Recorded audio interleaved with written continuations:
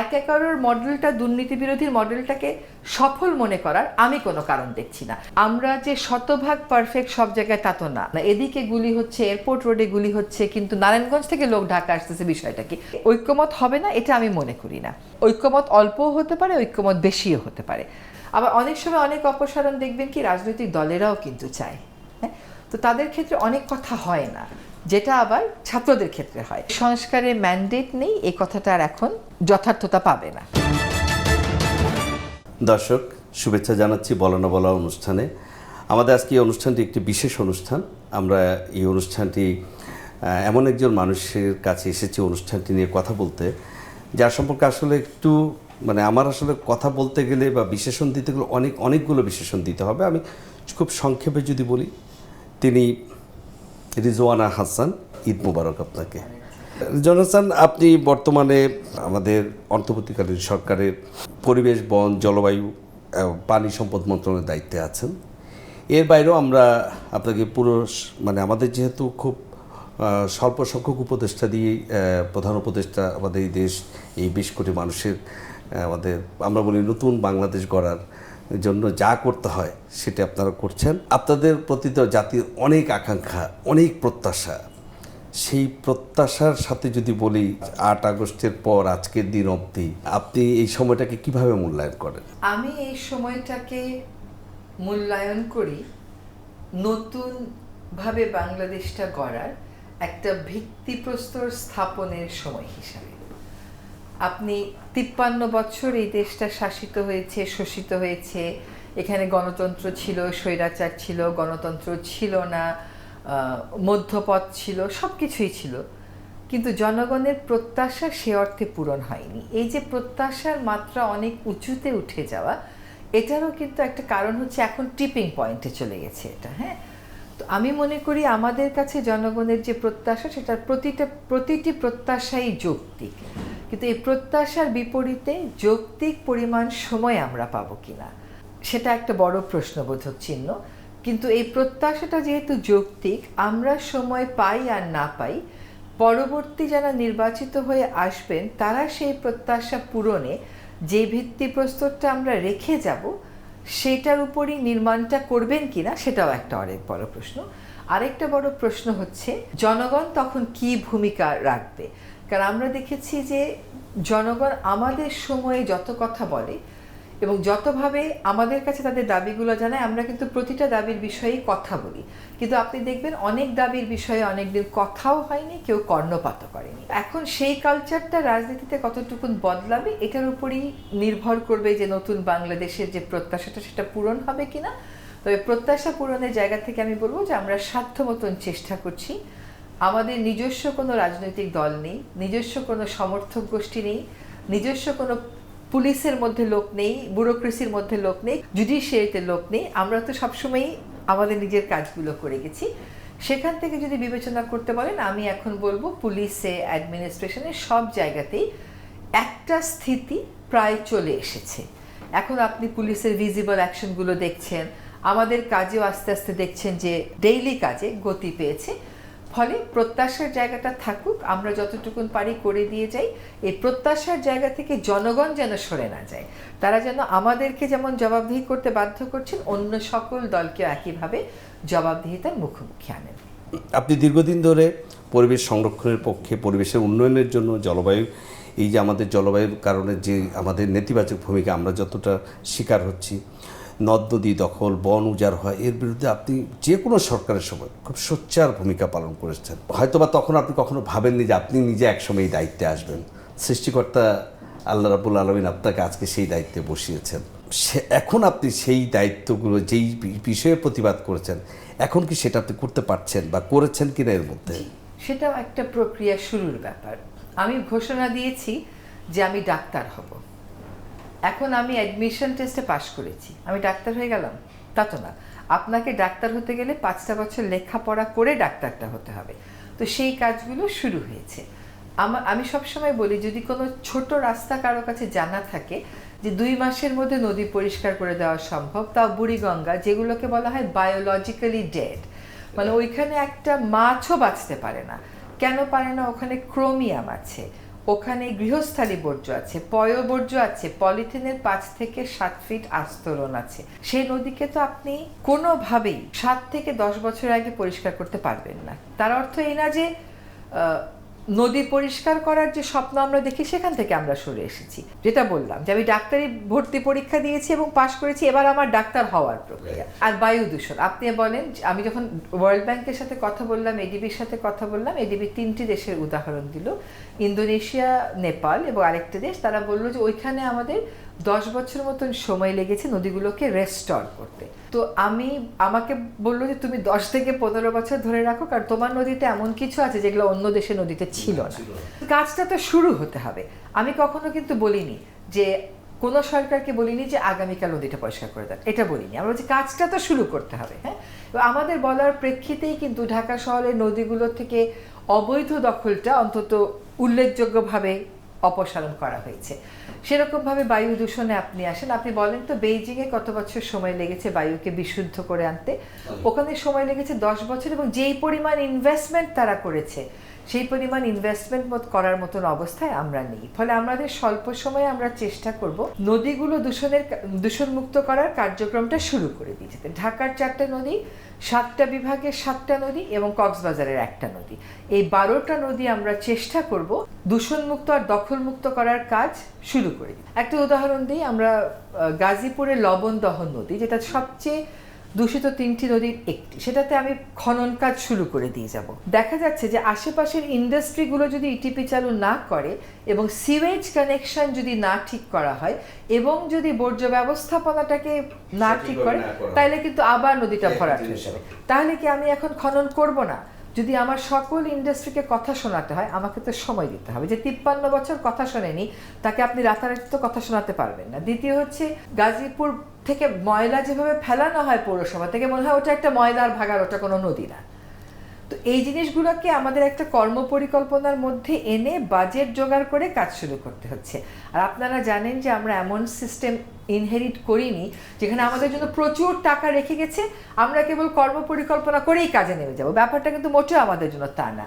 কিন্তু ইত্যবৎসরে যে সমস্ত উন্নয়ন সহযোগী আছে তাদের সাথে আমাদের কথা হয়েছে, সরকারের পরিকল্পনা কমিশনের সাথে আমাদের কথা হয়েছে যে কতগুলো নদী যেগুলো স্মল স্কেলে ইন্টারভেন করা যাবে সেগুলো আমরা কাজ শুরু করবো। এবার শব্দ দূষণে আসেন, আপনার গাড়িটা আজকে এখানে আসতে হর্ন বাজিয়েছে কিনা, যাওয়ার সময় হর্ন বাজাবে কিনা। আপনার গাড়িতে উঠে ড্রাইভারকে বলবেন যে আপনি হর্ন বাজাবেন না, প্রত্যেকে হর্ন বাজাবে, আর শুধু মন্ত্রী বা উপদেষ্টাকে বলবে গাড়ির এত হর্নের আওয়াজ হয় কেন, এটা কিন্তু হবে না। ফলে সেখানে আবার জনগণের একটা ভূমিকা আছে। আমার শর্ট আনসার হচ্ছে যে আমি কাজগুলো শুরু করে দিয়ে যেতে পারছি।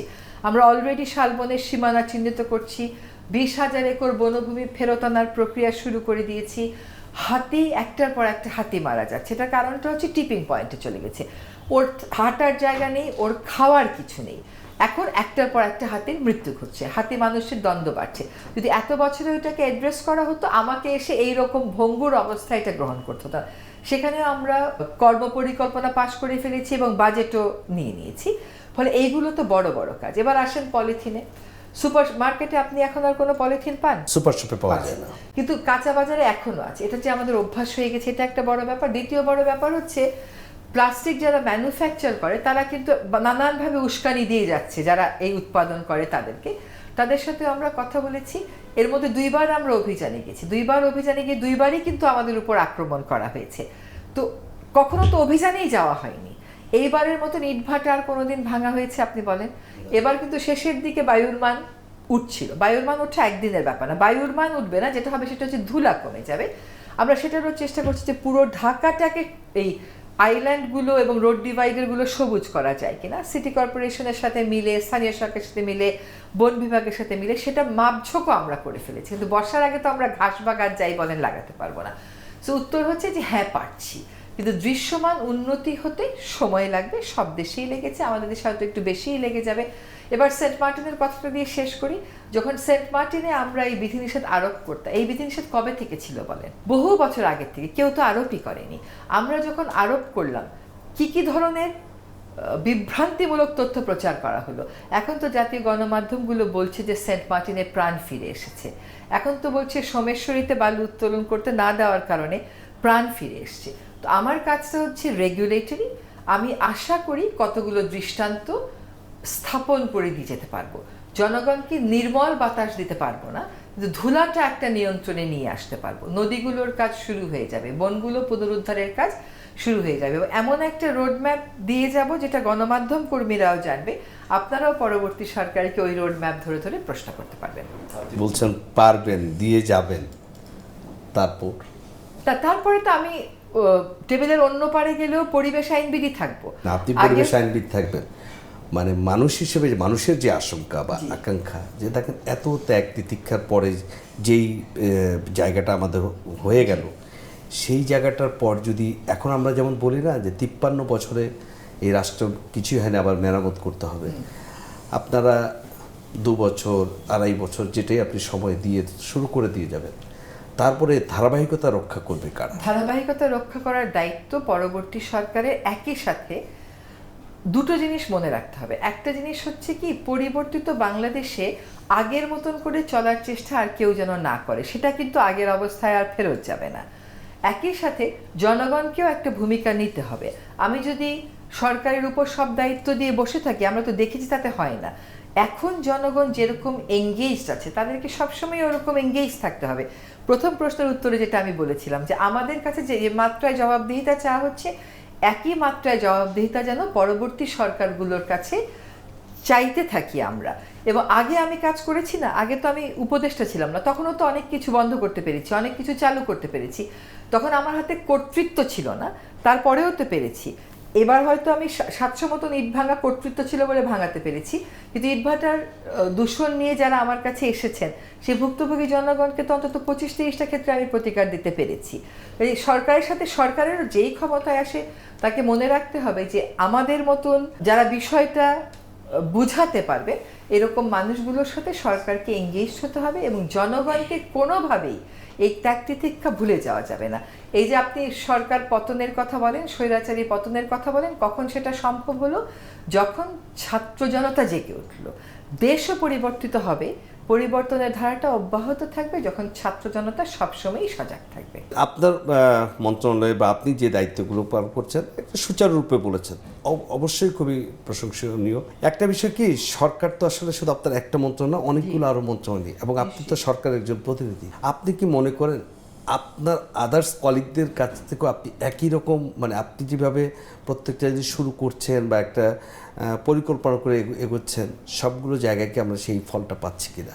প্রথম কথা হচ্ছে যে আমাদের সরকারের যিনি দায়িত্বে আছেন, উনার এই বয়সে জীবন থেকে কিছু পাওয়ার নেই, ফলে উনি কিছু পাওয়ার জন্য এই দায়িত্ব গ্রহণ করেননি, কিছু দেবার জন্যই এই দায়িত্বটা গ্রহণ করেছেন। অন্য উপদেষ্টাদের কথাও যদি আপনি বলেন, আপনি এরকম দেখাতে পারবেন না যে ব্যক্তি জীবনে কিছুই করতে পারেনি, নিজের পেশাগত জীবনে কিছুই করতে পারেনি, এখন সরকার এসছে, এমন কেউ নেই। বরং কিছু না কিছু করতে পেরেছিল বলেই তাদেরকে এখানে আনা হয়েছে।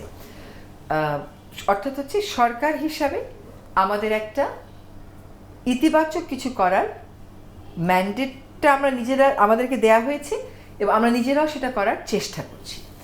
কোনো ক্ষেত্রে আমি বলবো যে আমার কোনো সহকর্মী আমার চাইতে অনেক বেশি ভালো করছেন, এবং তাদের থেকে আমারও অনেক কিছু শেখার আছে। আগে আমি শুধু একজন পরিবেশ কর্মী হিসাবে কাজ করে গেছি, এখন যখন আমি ক্যাবিনেটে বসি, আমি যখন দেখি যে এবার মানুষ বলছে যে রাস্তাঘাটে কোনো রকম ঝক্কি ঝামেলা ছাড়া গন্তব্যে পৌঁছে যাচ্ছি, যখন বলছে যে জিনিসপত্রের দাম বাড়েনি, আমরা কিনতে পেরেছি, তখন আমার মনে হয় যে আমার চেয়ে নিশ্চয়ই ওনারা অনেক ভালো।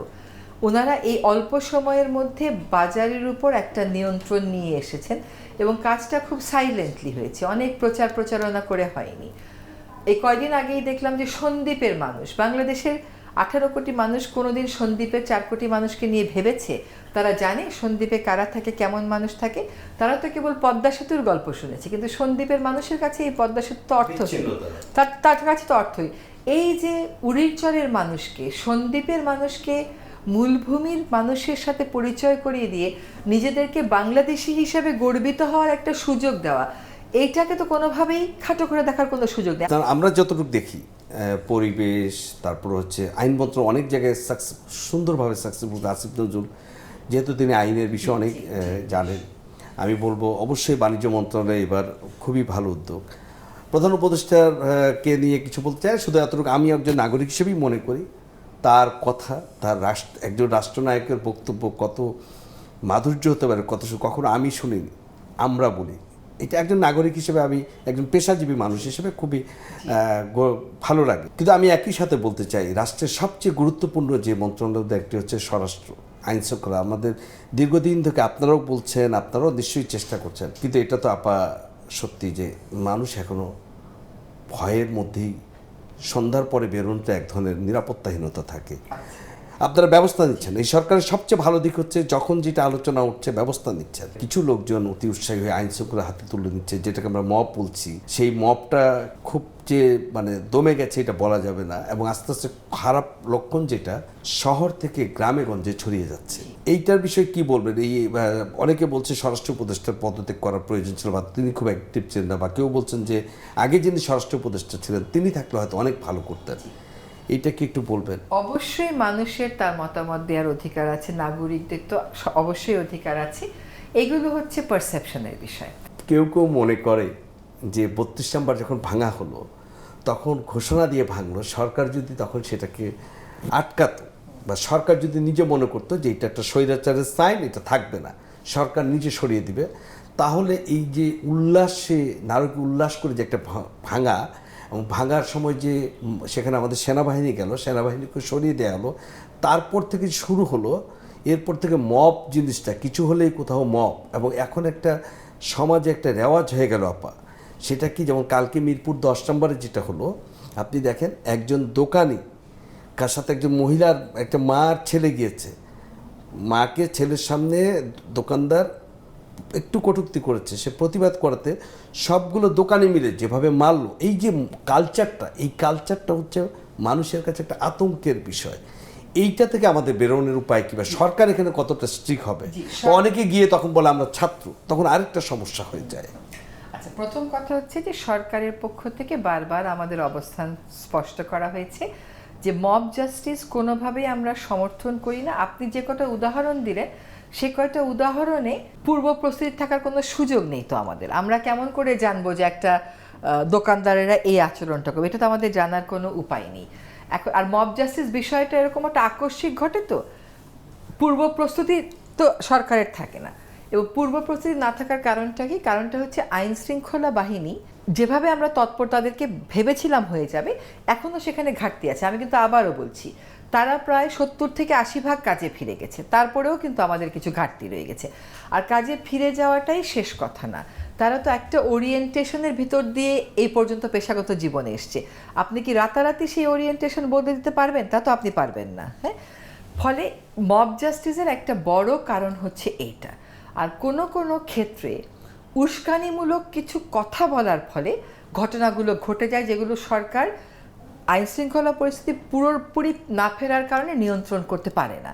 যেমন ধরেন, আমি যদি বলি যে যারা যারা এই আন্দোলন করে সবার বাড়ি গিয়ে গিয়ে আগুন লাগিয়ে দাও, তখন যারা এই রাস্তায় আন্দোলনটা করেছে, চোখের সামনে বন্ধু মরেছে, ভাই মরেছে, ছেলে মরেছে, তাদের তো একটা অন্যরকম রাগ উঠে যায়। আপনি এবং আমি আমাদের জায়গা থেকে অনেক ব্যাখ্যা দিতে পারি অনেক ঘটনার, কিন্তু ডিরেক্ট যে ক্ষতিগ্রস্ত তার মনে যে কষ্টটা হয়, তার মনে যে প্রতিক্রিয়াটা হয়, সেটা সবসময় আমাদের নিয়ন্ত্রণে থাকে না। আর দুই হচ্ছে, আপনি হয়তো এমন কিছু জানেন না যেটা আইন শৃঙ্খলা বাহিনী জানে। আবার এমনও হতে পারে যে তারা যেহেতু একটা প্রক্রিয়ায় অভ্যস্ত হয়ে গেছে, এটা সেই প্রক্রিয়ারই একটা খণ্ডিত প্রতিফলন। আমি জানি না কোনটা হয়েছে, কিন্তু কথা হচ্ছে আমরা বারবার বলেছি যে আইনানুগ প্রক্রিয়া ছাড়া এই কাজগুলো করা যাবে না। আর একটা কথা হচ্ছে মব জাস্টিস, আপনি কয়েকটা উদাহরণ দিলে যেগুলো নিয়ন্ত্রণ করা যায়নি, কিন্তু অনেক জায়গায় কিন্তু সরকার আবার নিয়ন্ত্রণও করেছে। এখন একটা সবখানেই প্রতিবাদ করে সব সমস্যার সমাধান করে ফেলবো না, যেমন সিপিবি অফিস আপনারা ভাঙতে দেননি। যেখানে আমরা একটু প্রিপারেশনের টাইম পেয়েছি, এমনকি কয়েকটা টাইম ছিল না।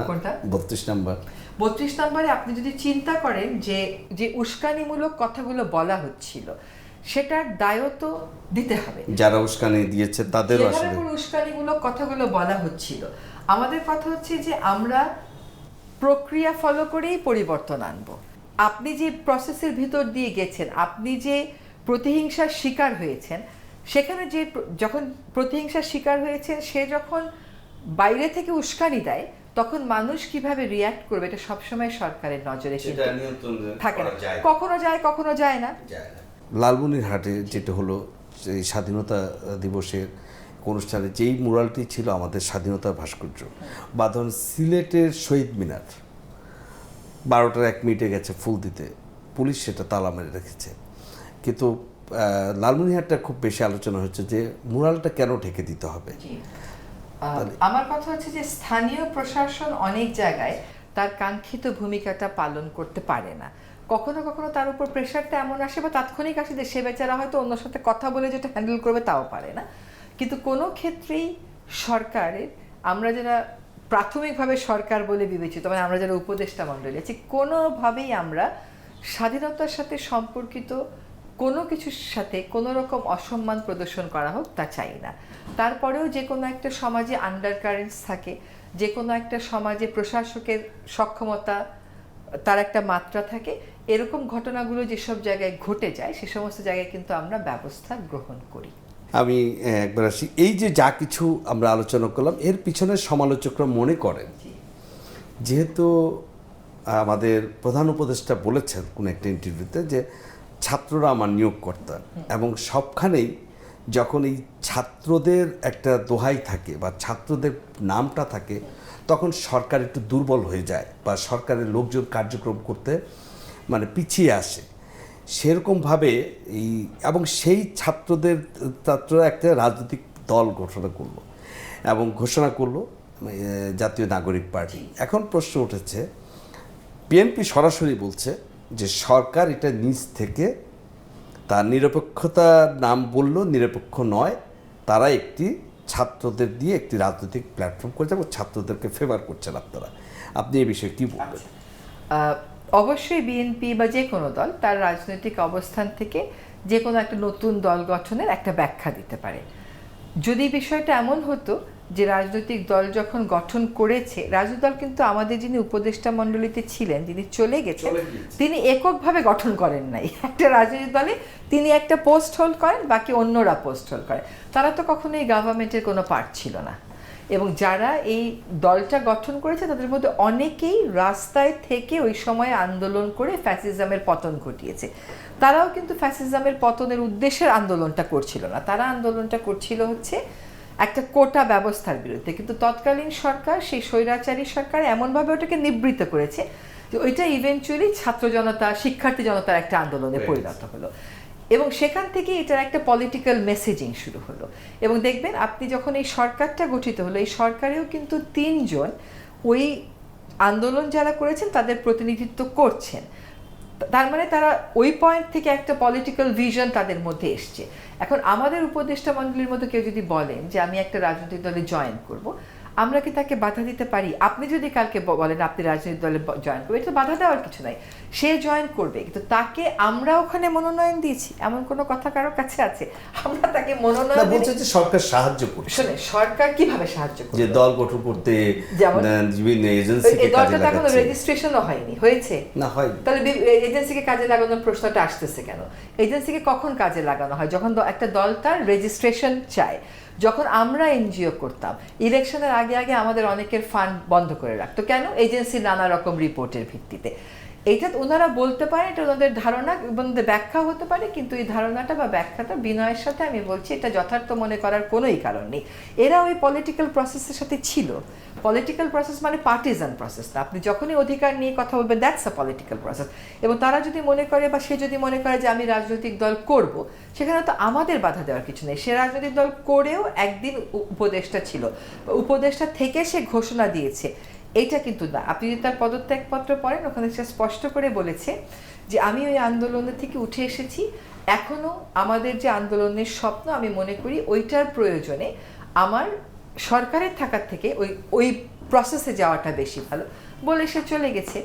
এবং সেখানে সরকারের আশ্রয় প্রশ্রয়ের আসলে কোনো সুযোগ আমি দেখতে পাচ্ছি না। এবং সে উপদেষ্টা নেই, সেই উপদেষ্টার যাবতীয় পার্টস অ্যান্ড প্রিভিলেজেস কোনোটাই সে আর পাচ্ছে না। তার সাথে আমাদের সামাজিক যোগাযোগ ওই কোনো একজন যখন জাতিসংঘের মহাসচিব আসলো তখন একটু করে দেখা হলো, যেরকমভাবে অন্যান্য রাজনৈতিক দলের নেতৃবৃন্দের সাথে দেখা হয়েছে।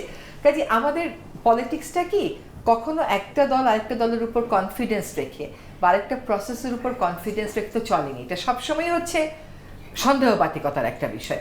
এটা খুবই পরিবর্তিত একটা পরিস্থিতি বাংলাদেশের জন্য। এখানে আপনি শতভাগ বিশুদ্ধতার পরীক্ষায় কারোরই উত্তীর্ণ হবার তেমন কোনো সুযোগ তো আমি দেখছি না। আর ছাত্রদেরকে সুবিধা দেওয়া, আশ্রয় প্রশ্রয় দেওয়ার একটা যে বিষয় এবং মাননীয় প্রধান উপদেষ্টার যে উক্তিটা আপনি বলেছেন, একটা সাংঘাতিক আবেগঘন পরিস্থিতিতে কিন্তু এই পরিবর্তনটা আসলো দেশে। সবসময় যদি আমাদেরকে টেক্সট বুক দেখে দেখে পড়তে বলে, এটা তো সম্ভব না। মাঝে মধ্যে তো আমরা আমাদের মন থেকেও দু একটা কথা বলে ফেলি, হ্যাঁ। তো সেই কথাগুলোর একদম লিটারাল ব্যাখ্যা ধরে সমালোচনার আসলে কোনো সমালোচনা করলে করাই যেতে পারে, কিন্তু যথার্থ ধরার কোনো সুযোগ নেই। আর ছাত্ররা অনেক কাজ করছে যেগুলো ভালো, অনেক কাজ করছে যেগুলো সমালোচিত হচ্ছে। আপনি দেখবেন যে নতুন যে পার্টিটা হলো, তার আগেই যে বৈষম্য বিরোধী ছাত্র আন্দোলন এবং সমন্বয়, এই দুটো প্ল্যাটফর্মের সম্পর্কে কিন্তু বলা হয়েছে যে এগুলো আর এক্সিস্ট করছে না। কাজে আশ্রয় প্রশ্রয় তারা যদি সমাজে থাকে, যেমন ধরেন আপনি বললেন এ নিষিদ্ধ, কিন্তু আপনি তো শেষ করেন না, রাজনীতিটা নিষিদ্ধ করেন।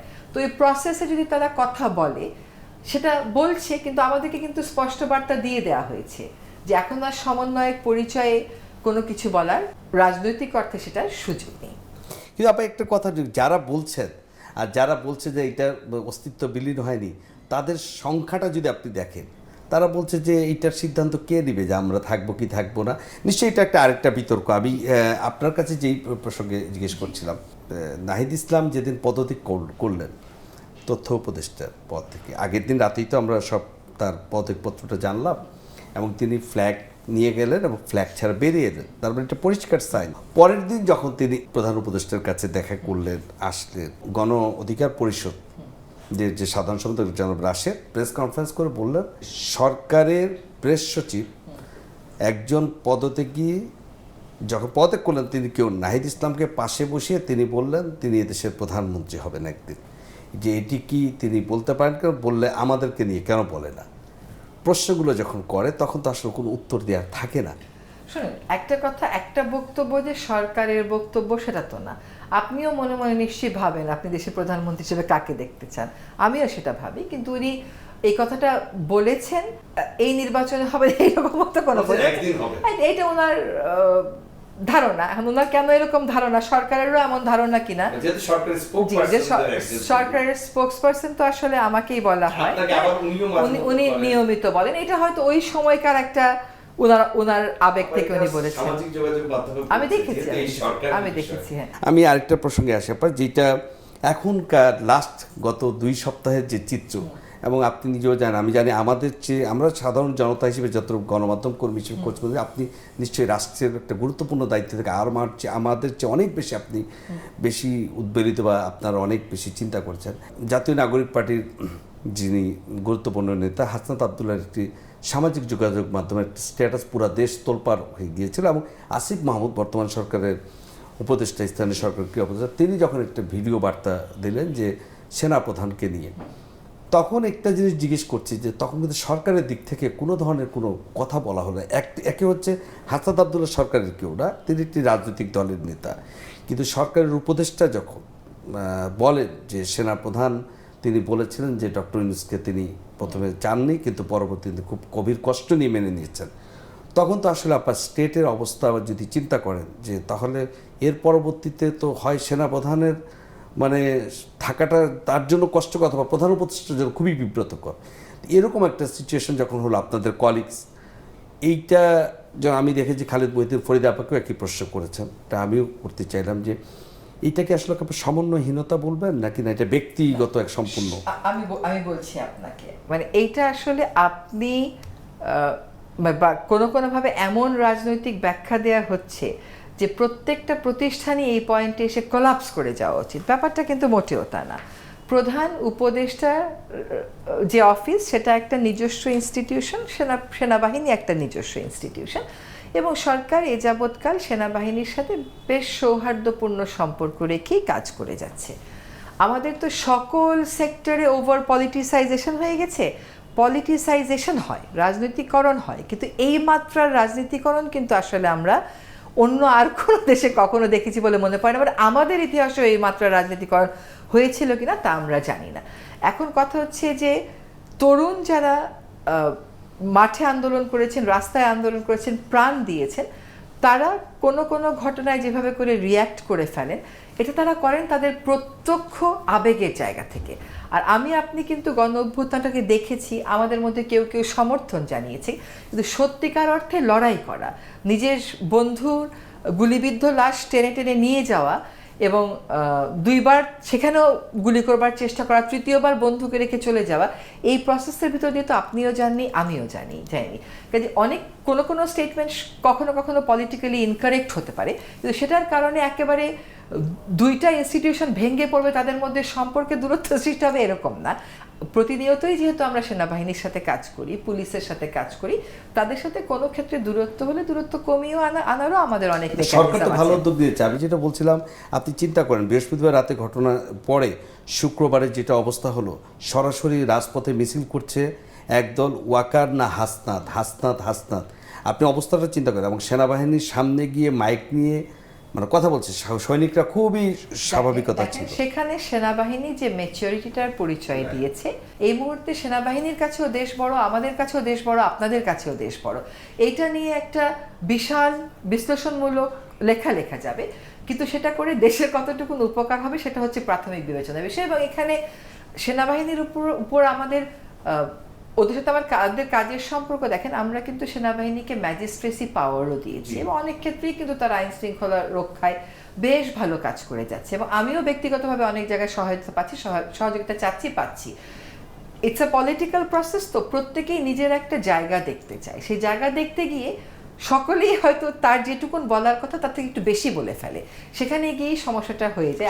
এরকম পরিস্থিতিতে আপনার তো বিব্রত হতে হয়, একদমই এতই বিব্রত হয়ে যেতে হবে যে সরকারের থাকাটাই ভালো লাগছে না, বা সেটা বলছি না, এতটা বিব্রত আসলে আমরা হই না। আমরা ব্যাপারটা বুঝবার চেষ্টা করি, এবং যেহেতু 2 সেট অফ অ্যাক্টরের সাথে আমাদের যোগাযোগ আছে, দুজনের সাথেই কথা বলে আমরা একটা প্রশমনের ব্যবস্থা নিশ্চয়ই করি। যথার্থই বলেছেন যে তারপরও মানুষ অনেক ধরনের গুজবে বা আতঙ্কে ছিল। আমরা একটা 1/11 সরকার দেখেছিলাম, অনির্বাচিত সরকার। 90-এর পরবর্তী সময়ে যে অনির্বাচিত, এবার একটা দেখেছি ছাত্র জনতা সরকার। আবার আমি যদি আমার জায়গা থেকে দেখা থেকে বলি, 1/11 সরকারের সময় মানুষকে যেভাবে চারিদিক থেকে মানে সাধারণ মানুষরা যারা দুর্নীতি করছে, অন্যায় করছে, রাস্তায় টাকার বস্তা, গাড়ি, মানে পোষা প্রাণীও ফেলে রেখে চলে গেছে। এইবার আমাদের সরকার মনে হচ্ছে জনগণের সাথে অনেক ফ্রেন্ডলি, কোনো সমস্যা নেই। মানে এই যে মানুষ দিনের পর দিন আন্দোলন করে, রাস্তাঘাট বন্ধ করে, কদিনে বা পুলিশ লাঠিচার্জ করছে, যদি বলে সংখ্যায় খুবই কম। কিন্তু আবার সরকারের যে শক্ত হতে হয়, সরকার যে একটা মানে সরকার, তার যে রাষ্ট্র যে সে পরিচালনা করবে, তাকে যে আমি যত পছন্দ করি না করি, তাকে যে আমার অনার করতে হবে, সরকারের সেই ভালোবাসাটা আছে, কঠোরতা নাই কেন, বা সরকার কাছে দুর্বল কেন? কথা বললাম যে আপনি যদি এখন দেখেন যতজন অ্যারেস্ট হয়েছে স্বৈরাচার সরকারের আওয়ামী লীগ করার কারণে, বা তার মন্ত্রী, দুর্নীতিবাজ মন্ত্রীরা, এই তো এমপিরা, পক্ষাতে আরেকটা প্রশ্ন আছে, এর বাইরে কি আপা নাই? আমি দেখছি যে অন্য যারা আছেন এর বাইরে ধরুন ভূমিদস্যু বা আদার্স আরও যত ধরনের অপরাধী আছে, সেই সাম্রাজ্যে কিন্তু আঘাত করা হয়নি, বা কালো টাকা উদ্ধার হয়নি, বা গতবার ওই সময় ট্রুথ কমিশন করে অনেক টাকা গভর্নমেন্টের ফান্ডে আনা হয়েছিল। এইগুলোকে আসলে সময়ের অভাবের জন্য আপনারা করছেন না, নাকি শুধু আপনারা মনে করছেন যে সংস্কার করার পরে আপনারা নির্বাচন দিয়ে চলে যাবে? প্রথম কথা হচ্ছে কি, যে প্রতিদিন যেই পরিমাণ ফায়ার ফাইটিং আমাদেরকে করতে হচ্ছে, এটারও কিন্তু একটা পরিসংখ্যান ছিল যে প্রথম 6 মাসে কতশো ফায়ার ফাইটিং আমাদের এই যে ফায়ার ফাইটিং গুলো, এগুলোর অনেক ক্ষেত্রেই যৌক্তিক যার দাবি থাকে, অবহেলিত দাবি থাকে, অনেক ক্ষেত্রে এমন দাবি থাকে যে গত 10 বছরে ওদেরকে চাকরিতে রেগুলারাইজ করা হয়নি, আমাদের এই 6 মাসে করে ফেলতে হবে। হ্যাঁ, তারা মনে করে যে পরবর্তী সরকার আসলে আবার করবে না। এইটা কিন্তু মানুষের একটা আশার জায়গা, হ্যাঁ, যে এই সরকারের কাছ থেকে যেটুকুন পারি আমরা আমাদের অধিকারটা আদায় করে নিই। হ্যাঁ, এটা একটা বড় আশার জায়গা। আমরা তো প্রথম 2-3 মাস খালি দেখতাম আজ রাতে উপদেষ্টারা পালিয়ে যাচ্ছেন, এই প্রচারণাগুলো একটার পর একটা চলছেই। এখন হয়তো একটা ফেসবুক পোস্ট একজন দিয়েছেন, কেউ মনে করছে এটা দেওয়াটা উচিত হয়নি, সংবেদনশীল একটা বিষয় দেওয়া উচিত হয়নি।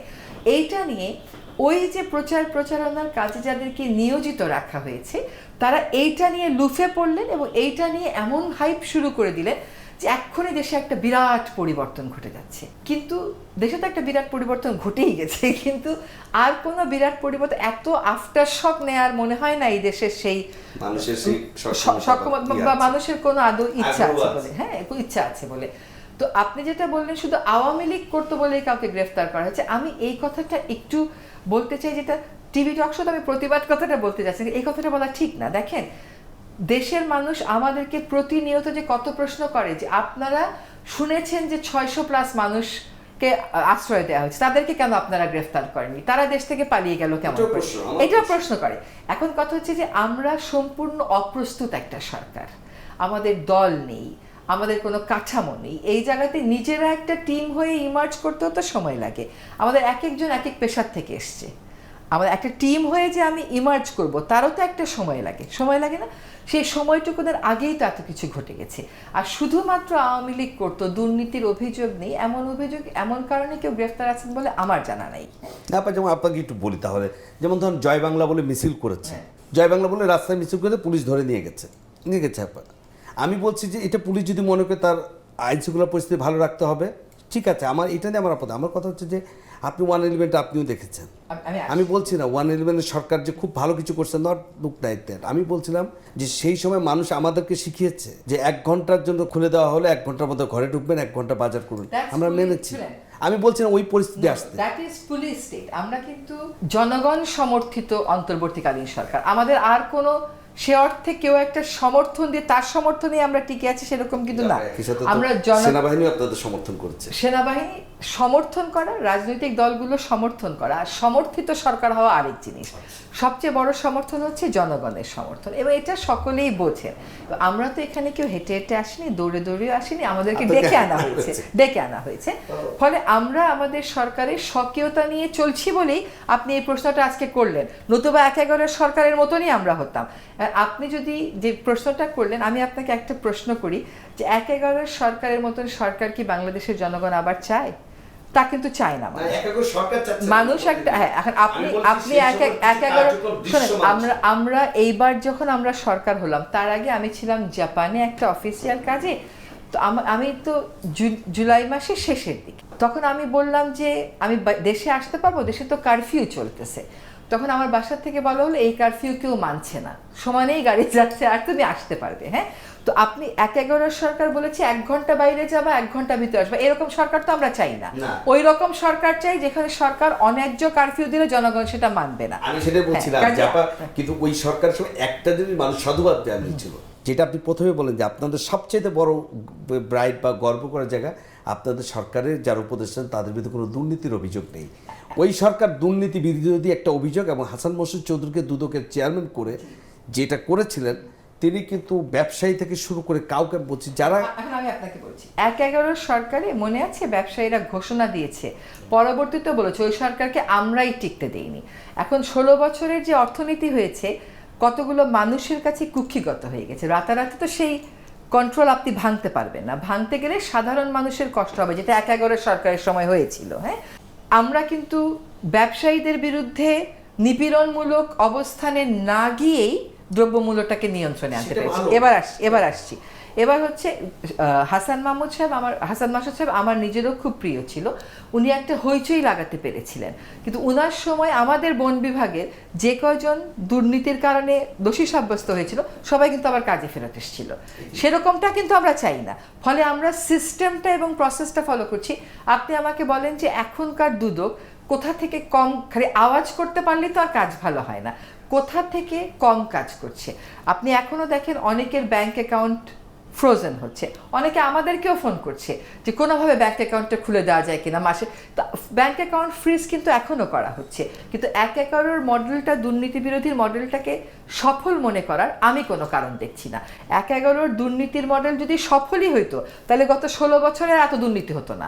আমরা বরং দুর্নীতিকে ওইভাবে ট্যাকেল করব, ওই প্রসেসে ট্যাকেল করব, যাতে পরের সরকার এসে দুর্নীতি করার, পরের সরকার কে আসবে তো জানি না, ওই সরকারের সময় দুর্নীতি আর ডানা মেলতে না পারে। আপনি কয়েকজনের কাছ থেকে কয়শো কোটি টাকা নিয়ে আসলেন, এটাই আপনার দুর্নীতি বিরোধী অভিযান? তা তো মোটেও না। You have to have the process in place, the system in place.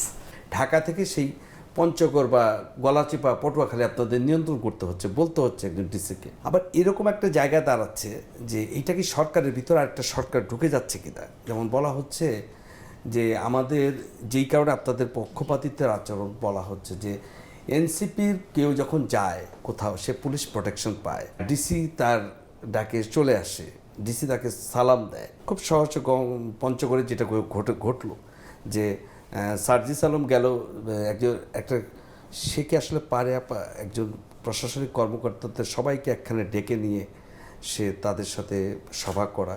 তো এগুলো যখন হয় তখন আপনারা সরকারের জায়গা থেকে কিভাবে এগুলো নিয়ন্ত্রণ করবেন?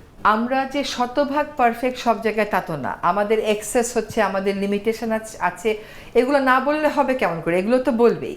কিন্তু একটা একক ঘটনা দিয়ে সরকারকে জাজ করার কোনো সুযোগ নেই। আমি আপনাকে একটু আগেও বলেছি, এখনও বলছি যে আমরা আমাদের অন্তর্বর্তীকালীন সরকার আমাদের সফলতা এবং আমাদের ব্যর্থতা নিয়েই চলে যেতে চাই। আগের রাজনৈতিক বন্দোবস্তে দেখেন কোনো বিষয়ে জাতীয় ঐক্য হতো না, এমনকি কোনো একটা খেলোয়াড় যদি একটা ট্রফি জিতে আনতো তারও ঠিকুজি দেখা হতো সে কোন ধরনের খেলোয়াড়, সেই মোতাবেক তাকে হয় পুরস্কার দেবে নতুবা পুরস্কার দেবে না, এটাই তো হতো।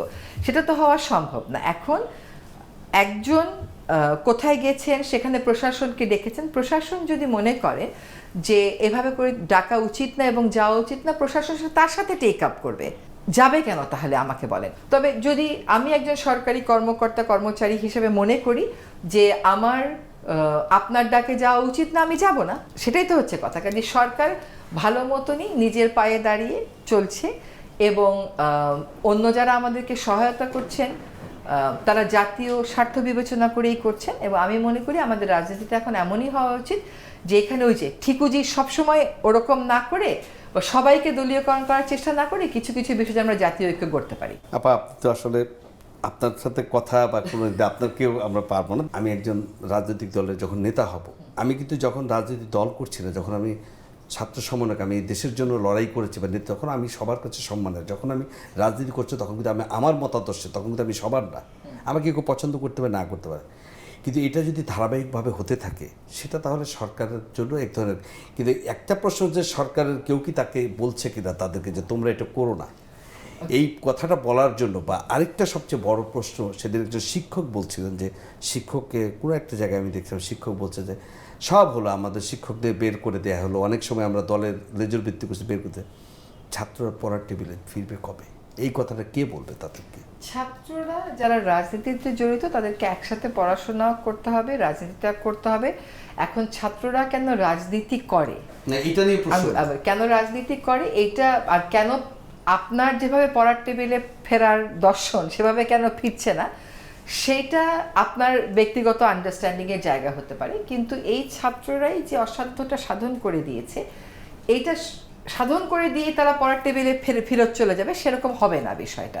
কারণ তারা পলিটিক্যালি এঙ্গেজ হতে চাচ্ছে, তারা পলিটিক্যালি এঙ্গেজ হতে চাচ্ছে এবং সেটাকে আমি স্বাগত জানাই। তাদের মধ্য থেকে তারা তো সমাজের বাইরের কোনো অংশ না, আমাদের সমাজেরই অংশ। কিন্তু সমাজ হিসাবে আমরা যেরকম তারাও তো সেরকমই হবে। কাজে সেখানেও আপস অ্যান্ড ডাউনস হবে, সেখানেও দ্বন্দ্ব হবে, সেখানেও মতৈক্য হবে, সব কিছুর মধ্যে দিয়ে একটা কিছু বের হয়ে আসবে। এখন যখন প্রথম আমরা দায়িত্ব নিলাম তখন অনেক জায়গায় বলতো না এই শিক্ষককে সরিয়ে দিতে হবে, ওই শিক্ষককে সরিয়ে দিতে হবে, এরকম মাস দেড়েক দুয়েক দেখার পরে আমরাও যখন একটু বসলাম তখন আমরা কিন্তু এরকম একদম স্পষ্ট বলে দিলাম যে এইরকমভাবে আর কোনো শিক্ষককে সরিয়ে দেওয়া যাবে না, এর পদত্যাগ করতে হবে, এর পদত্যাগ চাই, ওর অপসারণ চাই। এগুলো তো এখন আমরা যার যার মন্ত্রণালয় আছে তাদের সাথে কথা বলবে, আমার যুক্তি কি তাদের যুক্তি কি শুনে একটা সিদ্ধান্ত নিশ্চয়ই হবে।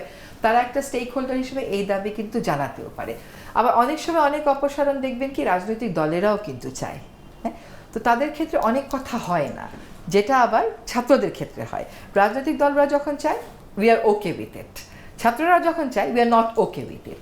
কিন্তু প্রত্যেককেই যার যার লিমিটস বুঝতে হবে। আমারও মাঝে মধ্যে ইউটিউব দেখলে মনে হয় আমার সম্পর্কে এত তথ্য তারা জানে যার মানে যার 10 ভাগও আসলে আমি জানি না। এইটা কিন্তু টার্গেটেড, আপনি দেখবেন কয়েকজনকে কেন্দ্র করে হয় এবং এই যে একটা বিপুল পরিমাণ অর্থ ইনভেস্ট করে রাখা হয়েছে শুধুমাত্র অপপ্রচার চালানোর জন্য। আগে হয়তো আমরা এই ট্রায়ালের মধ্যে দিয়ে যাইনি, এখন এই ট্রায়ালের মধ্যে দিয়ে যে কার নার্ভ কত শক্ত এটা দেখাতে হবে। আমি সেটা বলছি না, সমালোচনামূলক বক্তব্যের কথা বলছি না। মানে আমাদেরকে যে অনাবশ্যকীয় আক্রমণটা করা হয়, মানে কিছু একটা হওয়ার সাথে সাথে ঝাঁপিয়ে পড়া, এই ইনভেস্টমেন্টটা কিন্তু আমরা অন্তর্বর্তীকালীন সরকার করিনি। এই ইনভেস্টমেন্টটা রাষ্ট্রীয় কোষাগারের টাকা নিয়ে কত মানে শত শত মানুষকে এরকম বসিয়ে দেওয়া হয়েছে ফেসবুকে আজে বাজে কিছু কমেন্ট করার জন্য। কমেন্টে দেখবেন সাবস্টেন্টিভ কিছু থাকে না, তখনই আপনি বুঝবেন এটা জনমানুষের কমেন্ট না। হ্যাঁ, ফলে এইটা মানুষের কাছে ক্লিয়ার হওয়া উচিত যে রাষ্ট্রীয় কাঠামোতে খরচ করার মতন ওই রকম টাকা থাকে না বলেই ওই ইনভেস্টমেন্টে অন্তর্বর্তীকালীন সরকার যেতে পারছে না। অনেকের একটা কথা হচ্ছে আপনারা এটার কাউন্টার দেন না কেন, ওইখানে যেই টাকার ইনভেস্টমেন্ট সে টাকা আমরা কোথা থেকে ইনভেস্ট করবো, আমাদের তো ওই টাকাই খালি করবেন না। শিরোনাম দেখলাম যে পার্শ্ববর্তী রাষ্ট্র থেকে 30% দূষিত বা 35%। আমি সেটা হয়তো আপনার গবেষণা বা আপনি নিশ্চয়ই রিসার্চ আছে। আমি শুধু একটা কথা বলি, ভারতের সাথে আমাদের যে সম্পর্ক এবং আমাদের প্রধান উপদেষ্টা এবারও চেয়েছিলেন ভারতের সাথে প্রধানমন্ত্রীর সাথে বসতে, কিন্তু কোনোভাবে আসলে কোনো হচ্ছে না এবং তারা বসছে না, উনি বসছেন না নরেন্দ্র মোদী। তো সরকারের উপদেষ্টারা যখন ভারত সম্পর্কে ভারতকে নিয়ে বিষেধাগার করে, সকাল বিকাল নানা রকম গান বন্ধ করে, তাদের সাথে বৈঠক হবে কি করে, তারা আসলে আমাদের সাথে কী সম্পর্ক চাই এটা তাদেরকে ঠিক করতে হবে। শেখ হাসিনা যে বাংলাদেশ থেকে ভারতে গেলেন, তিনি কি অ্যাজ এ প্রাইম মিনিস্টার গিয়েছিলেন নাকি আমাদের সরকারের কাছে কি নোট, উনি কীভাবে উনি গেলেন ঠিকই, ঠিক আছে। আজ পর্যন্ত সরকারের কাছ থেকে জনগণ এটা জানতে পায়নি শেখ হাসিনা কারা পাঠালো বাংলাদেশ থেকে, এবং তাদের দেশের সেনাপ্রধান বলছে যে আমাদের দেশ থেকে রিকোয়েস্ট করা হয়েছে, আমাদের দেশ থেকে বলা হয়েছে, আমাদের দেশের হেলিকপ্টার দিয়ে পাঠানো হয়েছে, তার মানে বাংলাদেশ তাকে পাঠিয়েছে, এবং উনি সেখানে যাওয়ার পরে স্ট্যাটাসটা আমরা জানি। কিন্তু এই যে সরকারের সাথে এই G2G, ওখানকার গভর্নমেন্ট আমাদের গভর্নমেন্টের মধ্যে সুপ্রিম লেভেলে আমরা বৈঠক চাচ্ছি, কিন্তু আমাদের তারা বলছে আমাদের উপদেষ্টারা ভারত সরকারকে নিয়ে বিষেধাগার করে, ভারতকে বিষেধাগার করে, তারা বৈঠকে এইভাবে আগ্রহী না। তাহলে আমরা কিভাবে আগামী দিনে আমরা কিভাবে চলব? আচ্ছা, প্রথম কথা হচ্ছে যে শেখ হাসিনা পালিয়ে গেছেন, এটা তো সহজ বাংলা। হ্যাঁ, সে সময় ল অ্যান্ড অর্ডার সিচুয়েশন কী ছিল আপনি তো নিশ্চয়ই রাস্তাঘাটে দেখেছেন। সেই ল অ্যান্ড অর্ডার সিচুয়েশনটাকে কন্টেইন করতে সেনাপ্রধান তো 5ই আগস্ট যে ভাষণ দিয়েছেন সেখানে উনি স্পষ্ট করেছেন, আর চোখের সামনে যে জিনিসটা আমরা দেখেছি সেটা 3 দিন পরে শপথ নেওয়া একটা সরকারের কাছে জানতে চাওয়ার তো বিষয় না। ফলে I think that is clear যে উনি পালিয়ে গেছেন, এবং জনরোষের মুখে পড়লে পরিস্থিতি সম্পূর্ণ ভিন্ন হতে পারত। জনরোষ আটকাতেই এই কাজটা করা হয়েছে। আমার মনে আছে ওই দিন 12টার সময় আমাদের শহীদ মিনারে যাওয়ার কথা, আমি আমার বাসা থেকে বের হতে পারছি না, ওইদিকে বিশ্ববিদ্যালয় থেকে ফোন আসতেছে যে আপনি বের হন, কারণ আমরা কয়েকজন না গেলে তো ছাত্ররা ওভাবে আগাতে পারবে। আমি বলছি আমার বাসার এখানে গোলাগুলি হচ্ছে। আবার আমি আমার আত্মীয় স্বজনদের বাসায় এখন নারায়ণগঞ্জে ফোন করলাম, তারা বললো যে এখান থেকে প্রচুর লোক ঢাকার দিকে আসছে। তো বুঝতে পারলাম না, এদিকে গুলি হচ্ছে, এয়ারপোর্ট রোডে গুলি হচ্ছে, কিন্তু নারায়ণগঞ্জ থেকে লোক ঢাকা আসতেছে, বিষয়টা কি। পরে যখন শেখ হাসিনা পালিয়ে গেলেন এবং দেখলাম যে উনি কারা ওনাকে প্রহরা দিয়ে নিয়ে গেলেন, কোন বিমানে উঠে গেলেন, তখন আমরা বুঝলাম যে এই রাস্তাগুলো হয়তো ক্লিয়ার রাখা হচ্ছিল। আই ডোন্ট নো, মানে এটা এই ব্যাখ্যায় আমার যাওয়ার কোনো সুযোগ নেই, কোনো প্রয়োজনও নেই, কারণ ওটা সেনাপ্রধান তো প্রথম ভাষণটা দিলেন, সেনাপ্রধান ওনার ভাষণে মোটামুটি বিস্তারিতভাবেই বলেছেন। আর ভারতের সাথে বিষয়টায় আসি, ভারত হচ্ছে বাংলাদেশের ভূখণ্ডের 3 দিকেই তার সীমানা। বাংলাদেশের সাথে ভারতের ঐতিহাসিক সম্পর্ক আছে, সাংস্কৃতিক সম্পর্ক আছে। অবশ্যই গত 16 বছর ফ্যাসিজম যেভাবে চলেছে সেখানে ভারতের ব্যাপারে মানুষের মনে একটা প্রশ্নবোধক বড় চিহ্ন রয়ে গেছে। আমাদের প্রধান উপদেষ্টা মহোদয় এর আগেও একবার দেখা করতে চেয়েছেন। কোনো উপদেষ্টা বিরূপ মন্তব্য করলে প্রধান উপদেষ্টার সাথে কথা বলা যাবে না, এটা তো কোনো কথা হলো না। প্রধান উপদেষ্টা তো কখনো কোনো বিরূপ মন্তব্য করবেনও না, ওটা ওনার স্বভাবও না। আর আমরা আসলে সকলের সাথে আমাদের সম্পর্ক এগিয়ে নিচ্ছি। আপনারা দেখেছেন যে জাতিসংঘের মহাসচিব পর্যন্ত এসেছেন। আপনারা এটাও দেখেছেন যে ডক্টর মোহাম্মদ ইউনূসকে, আমাদের মাননীয় প্রধান উপদেষ্টাকে কিভাবে করে চীন সরকার সম্মান দেখিয়ে নিয়ে গেছেন। কাজেই আপনি আপনার প্রতিবেশীকে কতটা সম্মান দেখাবেন এটা হচ্ছে আপনার উপর নির্ভর করে। আমরা কি এই কথা বলতে পারবো যে ভারতের ওই রাজনীতিবিদ বাংলাদেশ সম্পর্কে এইরকম একটা কথা বলেছে, তাই জন্য ভারত সরকারের সাথে আমরা কথা বলবো, তা তো হতে পারে না।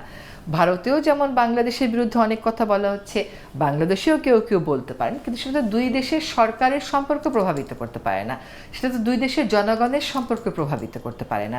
দুই দেশের স্বার্থ বিবেচনায়, দুই দেশের জনগণের স্বার্থ বিবেচনায় এবং সম্পর্ক বিবেচনায় আমরা ভারতের সাথে কথা বলতে আগ্রহী। আমাদের মাননীয় প্রধান উপদেষ্টার ওখান থেকে সময় চাওয়া হয়েছিল, ওনারা সময় দিতে পারেননি, but this cannot be a ground. এখন তো তাদের সেনাপ্রধান, ভারতের সেনাপ্রধান বলেই দিয়েছেন যে নির্বাচিত সরকার আসলে একমাত্র সম্পর্ক উন্নয়ন হবে। হতে পারে ভারতের যদি স্ট্যান্ডটা ওরকম হয় যে নির্বাচিত সরকার না আসা পর্যন্ত তারা সম্পর্ক নর্মালাইজ করতে পারবেন না, সেটার পক্ষে বিপক্ষে যুক্তি তাদেরকেই দিতে হবে, সেই যুক্তি তো আর এই সরকার দেবে না। এখন আবার হঠাৎ করে নিরুত্তাপ মাঠ যেমন এক ধরনের উত্তাপে যাচ্ছে, বিশেষ করে সংস্কার যেহেতু এখন ঐক্যমত কমিশনের কাছে এসেছে।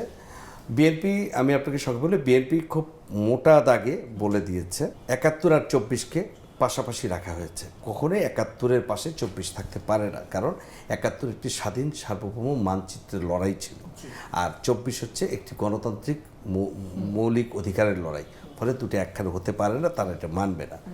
আবার এনসিপি চেয়েছে যে ৭১-এ যেহেতু আমরা ব্যর্থ হয়েছি, ৭১ স্পিড ২৪-এ এসেই আমরা ২৪ এবং ৭১কে পাশাপাশি রাখতে চাই, তারা এখান থেকে সরবে না। দ্বিতীয় জায়গাটাতে এসেছে যে পরপর দুইবার কেউ প্রধানমন্ত্রী হতে পারবে না এবং দলীয় প্রধানমন্ত্রী হতে পারবে না। এনসিপিও এটা চেয়েছে, কিন্তু বিএনপি বলেছে তারা এটা মানবে না। খুব সিনিয়র আমির খসরু মাহমুদ চৌধুরী বলছেন, সরি, আপনাদের সংস্কার করার জন্য দায়িত্ব দেওয়া হয়নি, আপনারা শুধু নির্বাচনটি করবেন, নির্বাচন করার জন্য যেইটুক দরকার সেটুকুই করবেন। আমাদের প্রধান উপদেষ্টা বলছেন ডিসেম্বর, ছোট সংস্কার ডিসেম্বর, একটু বড় সংস্কার হলে মার্চ থেকে জুন, এই মধ্যে ইলেকশন করে দিবেন উনি। কিন্তু উনি বলেছেন তার আগে ঐক্যমতে আসতে হবে, জুলাইয়ের সনদ হতে হবে, মানে একটা ঐক্যমতে আসতে হবে রাজনৈতিক দল। যদি ঐক্যমতে না আসে, যদি সংস্কার একদমই না হয়, তাহলে নির্বাচনটা কিভাবে হবে? একটা নেগেটিভিটি বা নেতিবাচকতাকে ভিত্তি ধরে আমি প্রশ্নের উত্তর দেব না, কারণ আমাদের আপনি ইতিবাচকভাবে, আমাদের সকলেরই একটা স্বপ্নের জায়গা আছে, সকলেরই একটা গন্তব্য ঠিক করা আছে। আপনার সাথে যারা ক্যামেরা ধরে আছেন তাদেরও দেশ নিয়ে একটা স্বপ্ন আছে, তাই না? আপনার যেমন আছে, আপনি অনেক লেখাপড়া করে কতগুলো প্রশ্ন করেছেন, তারা কিন্তু সাধারণ নাগরিক হিসাবে তাদের নিজেদেরও কিছু স্বপ্ন আছে। সংস্কার কমিশনগুলো রিপোর্ট দিয়েছে, সেই রিপোর্ট গ্রহণের প্রক্রিয়ায় কিন্তু রাজনৈতিক দলগুলোকে তারা জিজ্ঞেস করেছে, আবার রাজনৈতিক দলগুলো লিখিত মতামত দিয়েছে। কাজে সংস্কারের ম্যান্ডেট নেই এই কথাটা আর এখন যথার্থতা পাবে না। সরকারের যে ম্যান্ডেট আছে এবং ওনারাও এই প্রক্রিয়ায় এঙ্গেজ হয়েছেন, ওনারা রাজনৈতিক দৃষ্টিকোণ থেকে অনেক কথা বলেন, সেটা তারা বলতে পারেন, জনগণ সেটার বিচার করবে, তাদের রাজনীতিও জনগণ অ্যাসেস করবে, আমাদের অবদানও জনগণ অ্যাসেস করবে, এমনকি আপনার প্রশ্নও কিন্তু জনগণ অ্যাসেস করবে। এখন কথা হচ্ছে যে ঐক্যমত হবে না এটা আমি মনে করি না, ঐক্যমত অল্পও হতে পারে, ঐক্যমত বেশিও হতে পারে। এখন তারা তাদের মতামতগুলো দিয়েছেন, কতগুলো জায়গাতে দ্বিমত আসবে, বিরোধিতা আসবে, এটা অস্বাভাবিক কিছু না, that is what democracy is all about. হ্যাঁ, এখন ওইখানে একটা কমিশন কাজ করছে, ঐক্যমতের কমিশন, যেখানে আমাদের মাননীয় প্রধান উপদেষ্টা মহোদয় আছেন এবং তার সাথে যারা আছেন তারা যার যার ক্ষেত্রে সমাজে সবচেয়ে গ্রহণযোগ্য ব্যক্তি, তাদের গ্রহণযোগ্যতা কেউই প্রশ্ন করবে না, কোনো রাজনৈতিক দলই প্রশ্ন করবে না। তো তারা একসাথে বসবেন, আমরা যেটা জানি যে ঈদের পরে তারা একসাথে বসবেন, এবং আমরা কিন্তু জনগণকে বলা হয়েছে আমাদের পক্ষ থেকে, জনগণ জানতে পারবে যে আপনি কি চান, ও কি চায়, এবং আপনি কোথায় একমত হলেন, কোথায় একমত হলেন, এটা তুলে দেওয়া হবে। তারপরে যদি আমরা দেখি যে আমরা অল্প ঐক্যমতে যেতে পারছি, আমাদের মাননীয় প্রধান উপদেষ্টা যদি মনে করেন যে এইটুকুন ঐক্যমতের ভিত্তিতে উনি নির্বাচন দিয়ে দিবেন, তাহলে উনি নির্বাচন দিয়ে দিবেন। আমাদের আরেকটা বড় প্রশ্ন রয়ে যায় কিন্তু বিচারের বিষয়টা। ছাত্র জনতার তো একটা দাবি আছে ছাত্রদের, যে বিচার প্রক্রিয়া না হলে কোনো নির্বাচন দেশে হতে পারবে। বিচার প্রক্রিয়া তো শুরু হয়ে গেছে, আমরা আশা করি যে বিচারের কাজটা অনেকটুকুনি এগিয়ে যাবে, ডিসেম্বর এবং জুনের মধ্যে হয়তো অনেকটুকুনি এগিয়ে যাবে। সকল বিচার সম্পন্ন করা এটা তাদের দাবি হতে পারে, আমাদের কাছে তারা দাবি উত্থাপন করবে, আবার অন্য যারা পলিটিক্যাল পার্টি তারা হয়তো বলতে পারে বিচারের প্রক্রিয়া আমরাও এগিয়ে নিব, so there is nothing to worry about. কিন্তু কথা হচ্ছে যে নির্বাচনটা ডিসেম্বর থেকে জানুয়ারির মধ্যে হবে, এটা আমাদের মাননীয় প্রধান উপদেষ্টার অঙ্গীকার। উনি এবং আমরা সকলেই সংস্কার চাই, আর রাজনৈতিক দলগুলো না জনমতকে তো নিশ্চয়ই বিবেচনায় নেবে। আজকাল জনমত বিবেচনায় নেওয়ার অনেক মাধ্যম আছে, শুধু সামাজিক যোগাযোগ মাধ্যম না, আরও কিন্তু অনেক মাধ্যম আছে। আমি শিওর তাদের নিজেদের ইন্টেলিজেন্স ও কাজ করছে। তো সব কিছু বিবেচনায় নিয়ে আমি আশাবাদী যে মোটামুটি বড় দাগের ঐক্যমতে আমরা পৌঁছাতে পারবো। আর ঐক্যমতে পৌঁছালেই তো কাজটা সেদিন হয়ে যায় না, ওটা এমবিবিএস পরীক্ষার ভর্তির মতো, আপনাকে কিন্তু পরে ডাক্তারিটা পড়ে পাস করতে হবে। সেইখানের রোডম্যাপও নিশ্চয়ই একটা ইভেন্চুয়ালি হতেও পারে। হ্যাঁ, সো আই উড সে যে আমি আশাবাদী যে জনগণের মতামত, যেটা আপনি বললেন না যে দেয়ালের লেখা বুঝতে পারা, দেয়ালের লেখা আমাদের চাইতে রাজনৈতিক দলের নেতারা অনেক বেশি ভালো বুঝবেন। আমাদের সবার মিলে সংস্কার ঐক্যমত হলেও ছোট করে হবে তার আসে। কিন্তু আপা একটা জিনিস আমি বলি যে মির্জা আব্বাস, তিনি তো বিএনপির মানে একটা বড় পার্টির, তিনি বলেছেন ঐক্যমত কমিশনে যে 6 জন এসেছেন তারা কেউই বাংলাদেশের নাগরিক না, এবং তিনি সর্বশেষ গত পরশুদিন বলেছেন তারা বাংলাদেশের মাটি মানুষের সাথে যাদের পরিচয় নেই তাদের কোনো কিছু নিয়ে আমরা কোনো কিছু করব না। আমাদের যে 72-এর সংবিধানটা ছিল, এই সংবিধান অনেকবার কাটাছেঁড়া করছে। আমি যতটুকু, আপনি তো আমার চেয়ে পুরোপুরি আপনার জানা, আপনি আমাদের নতুন সংবিধান দিবেন বা এই যে সংস্কার করুন, ক্ষমতায় আসলাম যে না মানে, তারা বলছে আমরা মানবো না। উনি বলেই দিয়েছেন একটাও রাখবো না, মানবো না। তাহলে সেই ক্ষেত্রে আপনি ভবিষ্যতের বাংলাদেশকে কিভাবে বিবেচনা করেন? দেখেন, এখনকার প্রেক্ষিতটা কিন্তু সম্পূর্ণ ভিন্ন। যেমন আমাদেরকে অনেকেই প্রথম প্রশ্ন করতো এটা কি সংবিধান অনুযায়ী হচ্ছে? আসলে বিদ্রোহ, অভ্যুত্থান, বিপ্লব এগুলো তো সংবিধান মেনে হয় না। সংবিধানকে কেউ মানতো না বলেই তো এটা হয়েছে। যদি মানতো তাহলে তো হতো না। বাংলাদেশ কি বারবার একটা বিদ্রোহ, অভ্যুত্থান, বিপ্লবের ভিতর দিয়ে যাবে? তা তো না। আমরা একটা নতুন বাংলাদেশের কথা যখন বলি, আমরা একটা সেটেলমেন্টের কথা এমন বলি যেখানে আসলে মানুষের অধিকার, জবাবদিহিতা, স্বচ্ছতা, বিচার পাওয়ার অধিকার, এগুলো সব কিছুরই নিশ্চয়তা থাকবে এবং ক্ষমতার একটা ভারসাম্য থাকবে এবং জবাবদিহিতার একটা ক্ষেত্র প্রস্তুত হবে। এই তো মোটা দাগে আমরা চাই। এখন পরবর্তীতে কেউ মানবে না, না মানলে তার পরিণতি এরকমই হবে, কিন্তু সেরকম বাংলাদেশের কথা কিন্তু ফোর্সই করছি না যে একটা নতুন সংবিধান হলে এই সংবিধানও মানবে না, আবারও একই পরিণতি হবে, তা কিন্তু না। একটা সংবিধান নতুন করে হবেই যে এমনও কিন্তু কোনো কনক্লুসিভ স্ট্যান্ডে যায়নি। সংবিধানের পরিবর্তন লাগবে ক্ষমতার ভারসাম্য আনতে, জনগণকে ক্ষমতায়িত করতে। এই জায়গা থেকে, এবং নির্বাচনের সাথে সংবিধানের একটা সম্পর্ক আছে, কারণ আগের সরকার যেটা করেছিল গায়ের জোরে তত্ত্বাবধায়ক সরকারের বিধানটা তুলে দিয়েছিল। এগুলো যদি পরিবর্তিত না হয় তাহলে তো আপনি আর কখনোই ভালো নির্বাচনও পাবেন না। এই সমস্ত জায়গা থেকেই নির্বাচনের সাথে সংবিধান সম্পৃক্ত, এটার বিবেচনায় রেখে আসলে সংবিধান সংক্রান্ত কমিশনটা হয়েছে।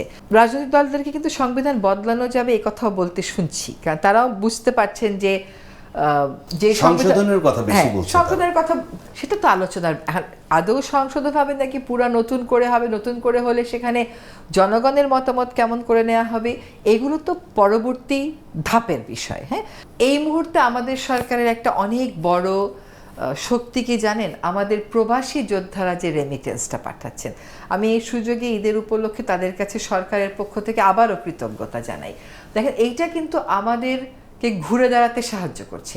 কাজে আমি দেশে থাকলাম না বলেই যে আমি দেশ ভালোবাসি না, এটা কিন্তু কোনো কথা হলো না। কোন মানুষের দেশপ্রেম কেমন, এটা আপনি কোন মাপকাঠি দিয়ে মাপবেন, সেটাও তো একটা বড় কথা। বক্তব্যের প্রশ্নে, সাবস্টেন্সের প্রশ্নে কোথায় মতৈক্য আছে সেটা আমরা কেমন করে দূর করতে পারি, সেটাই আমাদের এখনকার চিন্তা। ব্যক্তিকেন্দ্রিক ভালো লাগা না লাগাটা তো এখনকার চিন্তা না। যে আপনি ওকে একটু আগে বলছেন যে আমরা যে সন্দেহ প্রবণ হই, আজকে যে কোনো ভাবে হোক আমাদের তরুণ ছাত্র, বেশ আলোচিত ছাত্র সার্ভিস পোস্ট দিয়েছে ডক্টর ইউনূসকে 5 বছর ধরে প্রধানমন্ত্রী হিসেবে পেতে চায়। এটা নিয়ে আবার আরেক ধরনের রাজনীতি, যে তার মানে কি আসলে নির্বাচন হবে না, এখন নতুন করে সুযোগ হয়েছে। এই ছোট ছোট বিষয়গুলো আমার আপনার কাছে সরাসরি প্রশ্ন, আসলে রাজনৈতিক দলগুলো যারা এই যে সাথে সাথে দেখলাম যে ব্রিফিং করছে, করছে, আগের ঘটনা মিলাচ্ছে, মানে আপনাদের প্রতি পুরোপুরি আস্থাটা কেন পায় না? এটা আমাকে, আপনার কি মনে হয়? আমার কাছে মনে হয় না আস্থা পায় না।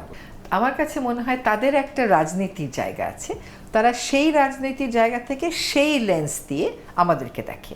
তাদের একটা অডিয়েন্স আছে, তাদের সেই অডিয়েন্সকে তাদের কিছু বার্তা দিতে হয়, তারা সেই জায়গা থেকে কথাগুলো বলে, এবং দিস ইজ পারফেক্টলি ফাইন, এটার মধ্যে কোনো সমস্যা নেই। এখন এরকম যেরকম বলা হচ্ছে যে 5 বছর থাকতে হবে, আমি যদি ওই পোস্ট দেখিনি, কেউ কেউ তো বলছে এক্ষুনি চলে যায়, না বলছে 5 বছরের জন্য নির্বাচিত প্রধানমন্ত্রী হিসেবে দেখতে চাই। ও আচ্ছা, এখন এটা তো ডক্টর ইউনূসের মতামত নিশ্চয়ই ও নেয়নি, এটা তার অ্যাসপিরেশনের কথা। মুশকিল হচ্ছে যে যিনি পোস্ট দিয়েছেন তাকে তো অনেক মানুষ চেনে, এটার কারণে এটা অনেক বেশি আলোচিত হয়। কিন্তু এরকম কথা কিন্তু ফেসবুকে অনেক জায়গাতে দেখছি, ভিন্ন রকমের কথাও অনেক জায়গাতে দেখছি। বলেছে ডক্টর ইউনূস এই সরকারই থাকুক, আমরা কিন্তু আবার উল্টোটাও বলেছি কিন্তু। হ্যাঁ। সবটাই তো হচ্ছে, সবটাই তো আলোচনার বিষয়, কিন্তু কথা হচ্ছে আমাদের অবস্থা স্পষ্ট যে ডিসেম্বর থেকে জুনের মধ্যে আমরা একটা নির্বাচিত সরকারের হাতে দিয়ে চলে যাব। জি, আপনি একবার নিশ্চিত যে মানে ডিসেম্বর থেকে জুনের মধ্যে নির্বাচন হবেই হবে? কোনো ধরনের ডিসেম্বর থেকে জুনের মধ্যে নির্বাচন হবে না এমন কিছু মনে করার এখন কোনো ধরনের কারণ আমি দেখতে পাচ্ছি না। আমি তো এটাও ধারণা করেছিলাম যে 2024 সালে যে সরকার আবারও ভোট ডাকাতির মাধ্যমে ক্ষমতা নিয়ে নিয়েছিল ও আরও 5 বছর থেকে যাবে, তো সেটাও তো হয়নি। একটা চরম বিপ্লব হয়ে গেল। সাংঘাতিক বড় ধরনের কোনো দুর্যোগ দুর্বিপাক, বড় ধরনের কোনো ঘটনা না ঘটলে সেরকম হওয়ার তো আমি কোনো কারণ দেখছি না। বারবার যেখানে আমাদের পক্ষ থেকে আমরা স্পষ্ট করছি যে ডিসেম্বর থেকে জুনের মধ্যেই নির্বাচনটা দিয়ে আমরা নির্বাচিত সরকারের হাতে দায়িত্ব দিয়ে চলে যাব। ফোর্স মেজিওর মানে বড় কোনো ঘটনা, সেটা আমি কেন প্রেডিক্ট করব? বড় ঘটনা তো কালকেও ঘটতে পারে, 7 মাস পরেও ঘটতে পারে, 2 বছর পরেও ঘটতে পারে, নোবডি নোজ। কিন্তু আমরা নির্বাচিত সরকারের হাতে দায়িত্ব দিয়েই চলে যাব, সুষ্ঠুভাবে নির্বাচনটা করে দিয়ে আমরা বিচার প্রক্রিয়াটাকে ত্বরান্বিত করব এবং সঠিকভাবে করে স্বচ্ছতার সাথে করে বিচারটা যেন হয়, মানুষ যেন বিচার প্রক্রিয়া আস্থা পায়, সেটা নিশ্চিত করার চেষ্টা করব। আপা এবার যেহেতু বিচার বিভাগে আসলো, আমার ছোট করে শুধু জিজ্ঞেস করা যে আমরা যেটা দেখলাম খবরের কাগজে রাজনৈতিক বিবেচনায় মামলাগুলো বা অনেক দেখা যাচ্ছে খুব বাজে কাজে মানে দোষী সাব্যস্ত রাজনীতি না তারাও বেরিয়ে গেছেন, এবং এটা নিয়ে একটু মানুষের বা আমাদের গণমাধ্যমেরও বলা হচ্ছে যে যারা একসময় ছিল যে শীর্ষ সন্ত্রাসী তারাও বেরিয়ে গেছেন। আইন শৃঙ্খলা পরিস্থিতি অবনতি হওয়ার পিছনে একটা কারণ। তো এখন যেটা হচ্ছে যে তাদেরকে তা ধরা যাচ্ছে না। আবার আরেকটা সরকার সবচেয়ে ভালো ঘোষণা দিয়েছিল যে 5 আগস্টের পরে দেখা গেছে পলিটিক্যাল বা আওয়ামী লীগ করে না, কিন্তু জমি জমা নিয়ে ঝামেলা আছে, হয়তো মেয়ে বিয়ে দিয়েছে, যৌতুক দিতে পারে না, মেয়ে নিয়ে আসছিল, সে একসময় মামলা করছিল আমার জানা মতে, সেই পরিবারটারও যেহেতু যে মামলা করছে তার বিরুদ্ধে একটা রাজনৈতিক মামলা দিয়ে দিচ্ছে, তারা এখন ছন্নছাড়া হয়ে ঘুরে বেড়াচ্ছে।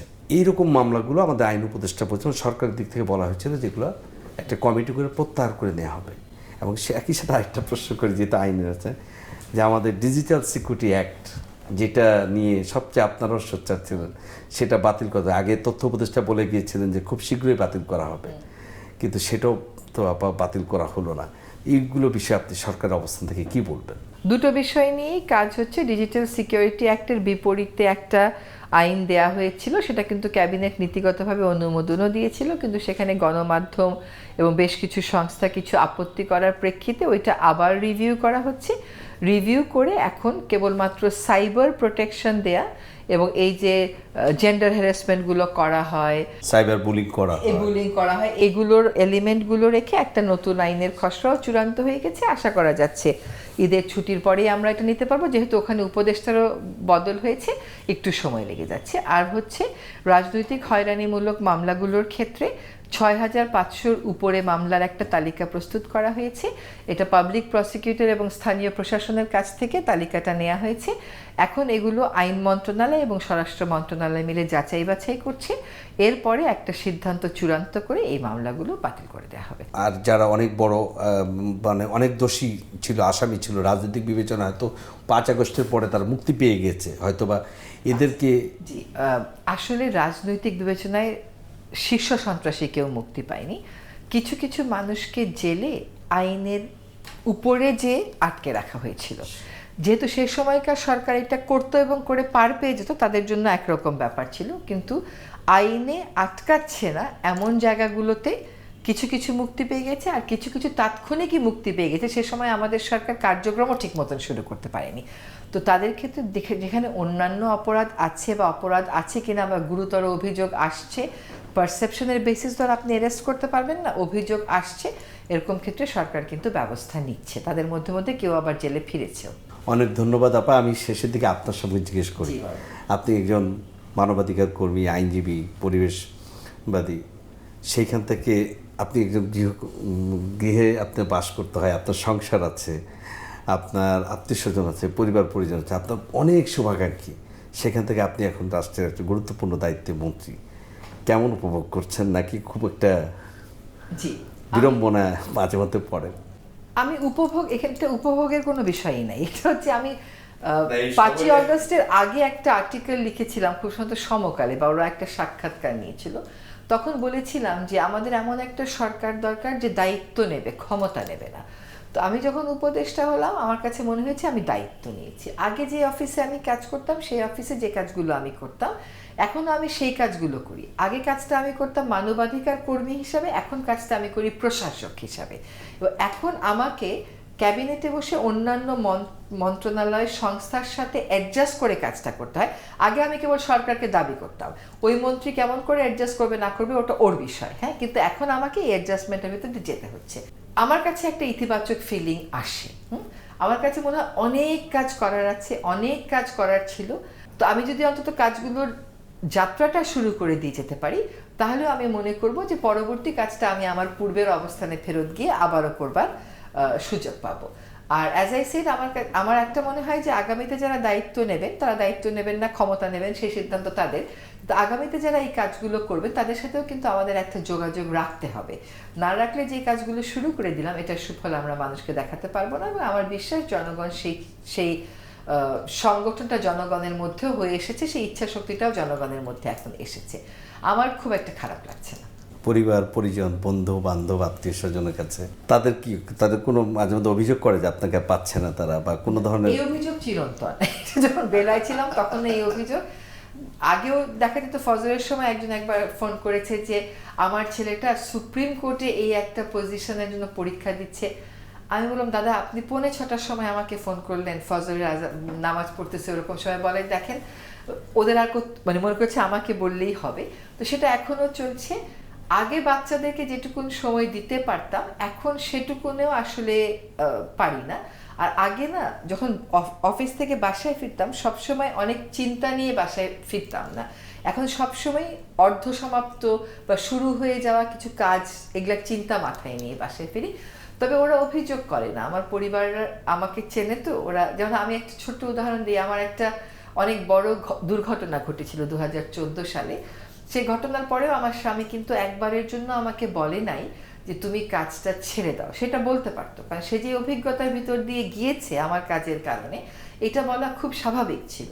কিন্তু সে বা তার পরিবারও কেউ বলেনি, আর আমার পরিবারও কেউ বলেনি, কারণ তারা জানে যে আমি ব্যক্তিগত স্বার্থের জন্য কাজটা করি না, এটা আমার একটা ভালো লাগা এবং কমিটমেন্টের জায়গা থেকে করি। তবে আমার নিজের একটা জিনিসে কষ্ট হয়, সেটা হচ্ছে আমার পার্সোনাল ফ্রিডম বা স্পেস বলে এখন আর কিছু নেই। আগে ঈদের আগের দিন আপনি আমার বাসায় আসবেন আর আমার সাক্ষাৎকার নেবেন, এটা মোটেও হতো না। আমি এতক্ষণ আমাকে কেউ কখনো মার্কেটে দেখেন না, শুধু রোজার ঈদের আগে আমি মার্কেটে যাই, কারণ মানুষের ওই আনন্দটা আমি উপভোগ করি। তো আমি হয়তো একটু আড়ংয়ে যাই, টাঙ্গাইল শাড়ি কুটিরে যাই। আজকেও বলছিলাম যে আমি টাঙ্গাইল শাড়ি কুটিরে তো যেতে পারলাম না এবার, হ্যাঁ। ওই পার্সোনাল স্পেসটা, ওই ফ্রিডমটা আমি খুব মিস করি। আমি এখন আমার গাড়ি নিয়ে আমার বরের সাথে একটু ড্রাইভে যাব, এটার আমার উপায় নেই, আমার সাথে একটা গানম্যান রাখাই লাগবে, হ্যাঁ। তো এখন গানম্যানকে কি রাতে 11:30টায় নিয়ে আসবো যে ভাই আমি একটু ড্রাইভে যাচ্ছি তুমি আসো, এটা তো হবে না। ওইটুকুন মিস করি। তাছাড়া বাকি জায়গাটা আমার মনে হয়েছে যে এটা আল্লাহ তাআলা একটা দায়িত্ব দিয়েছেন, যেটুকুন পারি ইতিবাচক মনোভাব নিয়ে কাজটুকুন করে যাব। অনেক ধন্যবাদ আপা আমাদেরকে সময় দেওয়ার জন্য। দর্শক, আমরা কথা বলছিলাম রেজওয়ানা হাসানের সঙ্গে, বেশ সময় গড়িয়ে গেল। নিশ্চয়ই ভালো থাকবেন। আবারও ঈদের শুভেচ্ছা, ঈদ মোবারক।